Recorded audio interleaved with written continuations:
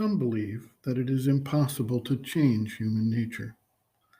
They repeat the proverb that one cannot straighten out a dog's tail, but it will return to its former status time and again. Some become frustrated and essentially fight with their body, vital being, or mind, wherever the movement they desire to change resides. Some try to suppress the movement with force, and some through intimidation of torturing the body when an impulse arises which they do not want to accept. The hair shirt, the silice, the self-flagellation, all arise out of the attempt to change human nature with violence, impatience, and overpowering force.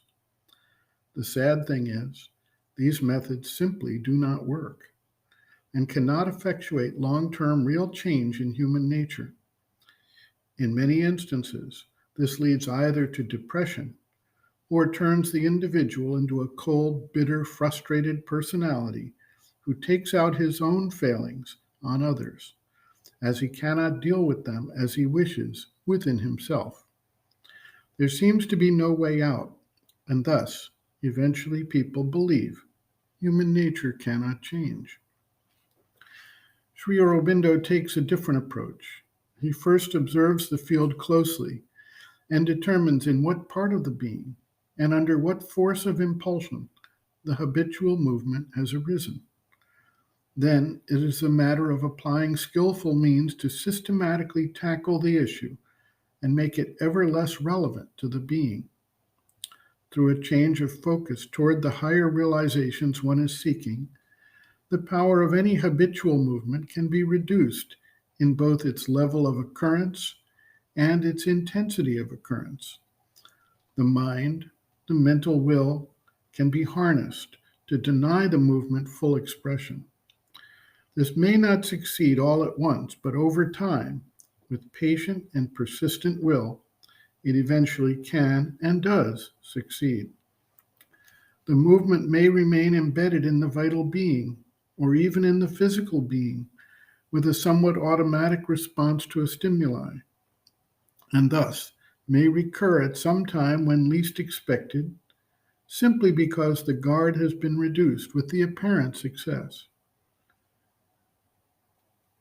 Continued effort then drives these impulses into the subconscient layers, and from there they can erupt from time to time, or at the very least, make themselves known in the dream state. The practice of psychotherapy attempts to open up what is hidden in the subconscient, but for the most part, this simply empowers these impulses and thus may be highly counterproductive.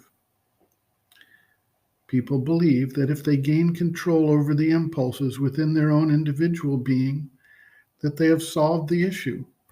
But in fact, the oneness of the energetic forces of the universal creation implies that until the movement is eliminated throughout all of nature, it still has its existence and can attempt to infect the individual from there on any suitable occasion. Sri Aurobindo observes, quote, "When a habitual movement long embedded in the nature is cast out, it takes refuge in some less enlightened part of the nature. And when cast out of the rest of the nature, it takes refuge in the subconscient. And from there, surges up when you least expect it, or comes up in dreams, or sudden inconscient movements, or it goes out and remains in wait in the environmental being through which the universal nature works, and attacks from there as a force from outside trying to recover its kingdom by a suggestion or repetition of old movements.